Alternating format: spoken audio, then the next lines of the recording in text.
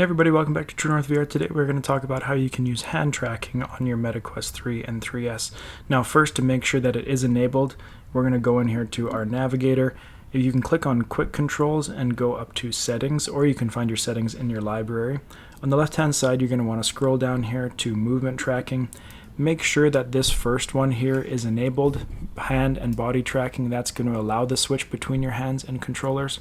This second one here is automatically switch between controllers and hands, and that's if you were to set your controllers down to the side. Now you can see my hands have been enabled. I can use those hands there now. We're going to bring these back up. I'm going to jump down to this auto switch sensitivity because that is changing the sensitivity of putting those controllers down and how quickly it's going to switch between hands and controllers.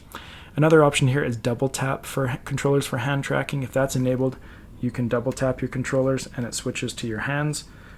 Pick your controllers back up, press a button on them, and we are back to using our controllers again.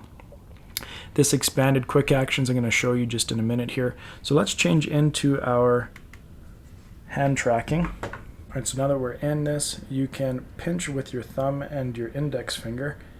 And if you hold it, that's kind of like grabbing, and you can move up and down and scroll. Or you can pinch just once, and that is your select button. So I'm selecting these just by pinching, and you can do that with both hands as you are doing it here.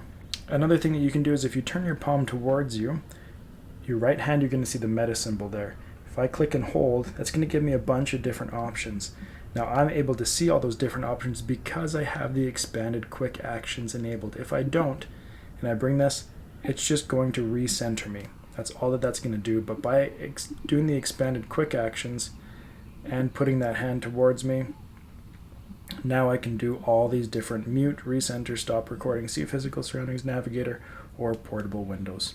On the left side, if you put that towards you, you're going to see the left menu button. And by selecting that in our new update, that brings up the immersive home settings where you can change the scenery and the objects in your house. So hopefully that gives you an idea of what you can do with hand tracking. In a lot of apps, it's great. It's nice to have the freedom away from your controllers. Thank you for watching this, and we'll see you next time here on True North VR.